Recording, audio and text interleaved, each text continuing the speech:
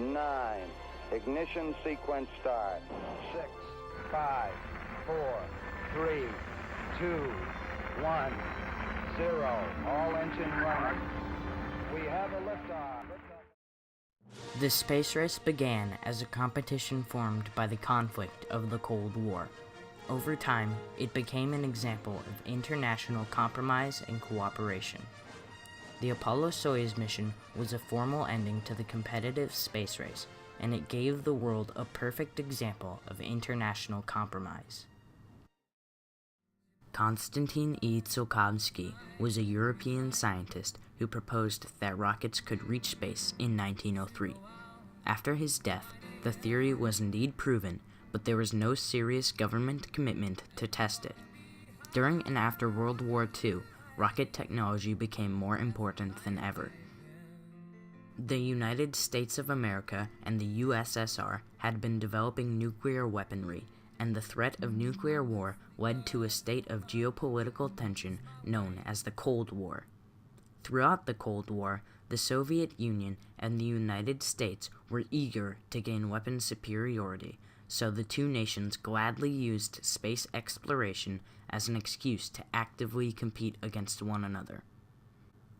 Both governments started funding for space exploration several years before the International Geophysical Year of 1957, a year American scientists proposed should be dedicated to mapping oceans and exploring space. In 1955, the U.S. announced that it would attempt to launch artificial satellites by the end of 1957, and the Soviet Union soon followed. The two superpowers were using space exploration as an excuse to develop long-range missiles. The Soviet research was kept private, and it surprised the public with the launch of Sputnik 1 on October 4, 1957. Sputnik 1 was the world's first artificial satellite, and it marked the start of the space race. Soon after Sputnik 1, the Soviet Union launched Sputnik 2, which carried the dog Laika into space. On April 12, 1961, Soviet cosmonaut Yuri Gagarin became the first human in space, making an orbital flight in his Vostok 1 spacecraft. The U.S. Defense Department responded to Sputnik 1 with a fund for NASA, a new satellite project that was completely separate and headed by Wernher von Braun on October 1, 1958. The Soviets managed to stay one step ahead of the U.S. for most of the space race, with the first man-made satellite, the first living creature in space, the first man in space, the first woman in space, and many other achievements. The United States pushed NASA, and it developed the Mercury and Gemini capsules. The Gemini capsule allowed 2 astronauts to spend up to 2 weeks in space, and it is still in use today. The Gemini capsule led to other developments and helped speed the U.S. ahead in the race. The U.S. launched Apollo 11 on July 16, 1969. Its mission, to carry Commander Neil Armstrong, Command Module Pilot Michael Collins, and Lunar Module Pilot Edwin "Buzz" Aldrin to the moon. 15 seconds. Guidance is internal. 12, 11, 10, 9. Ignition sequence start. 6, 5, 4, 3, 2, 1, 0. All engine running. We have a liftoff. Liftoff on Apollo 11. With nearly 530 million people watching from their televisions, Apollo 11's landing craft, the Eagle, launched from the Columbia, the main shuttle, and safely landed on the moon's surface. Armstrong and Aldrin traveled to the surface aboard the Eagle while Collins manned the Columbia. After about 5 days of travel, Armstrong stepped onto the moon.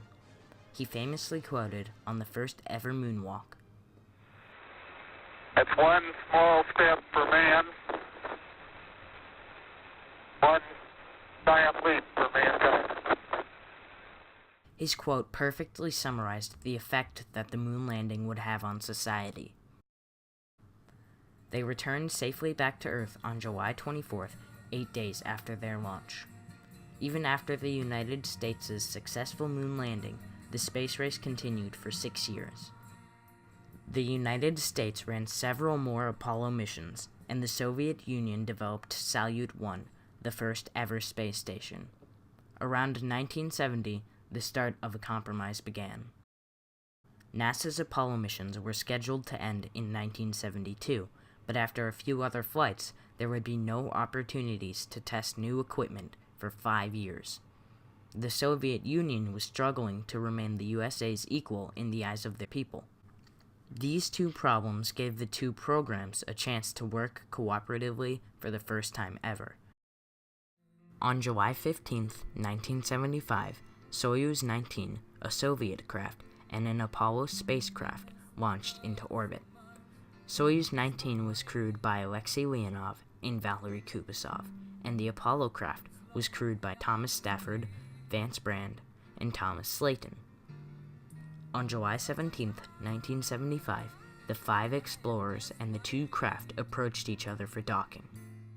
After a successful connection, the 2 mission leaders shook hands, showing unity and cooperation. After some joint research, the 2 pods disconnected and returned to the Earth's surface. This cooperative mission effectively ended the competitive space race and helped improve the political conflict of the Cold War.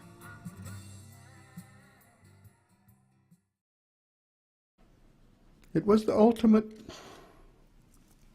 peaceful competition. USA versus USSR. The space race greatly improved interest in mathematics, science, and engineering, and it put new worlds within reach of the human imagination. Many authors and directors realized the appeal of an infinite, mysterious universe. The new style of science fiction influenced the young generations with titles like Star Wars, Star Trek, and Aliens. It started as a not-so-subtle arms race, but it became a great opportunity for mankind to settle its differences and to discover the intricacies of space. In an interview by Scholastic students in 1998, Buzz Aldrin said, "The leaders of freedom in the world made a commitment to go to the moon because of the conditions of the Cold War.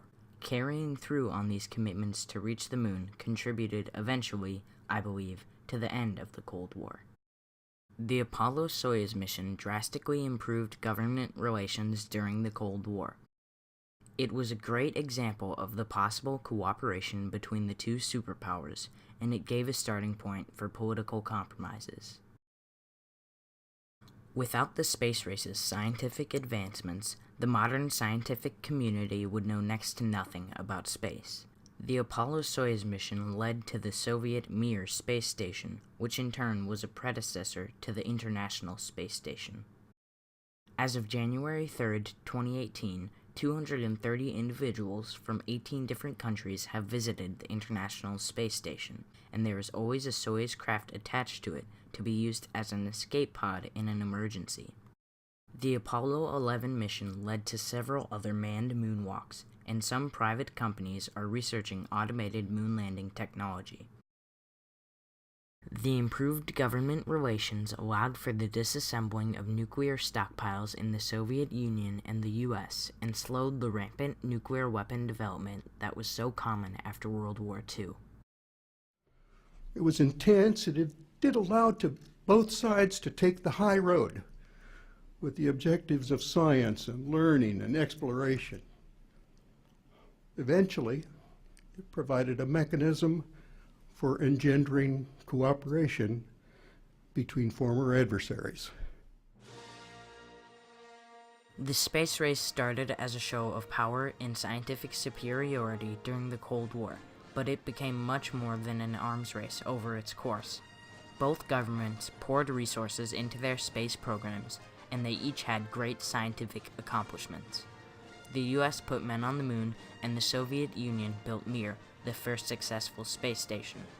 The cooperation showed in the Apollo-Soyuz mission gave an example of possible government compromises and greatly improved national relations. It was a competition above all others, and its successes and failures shaped the modern world.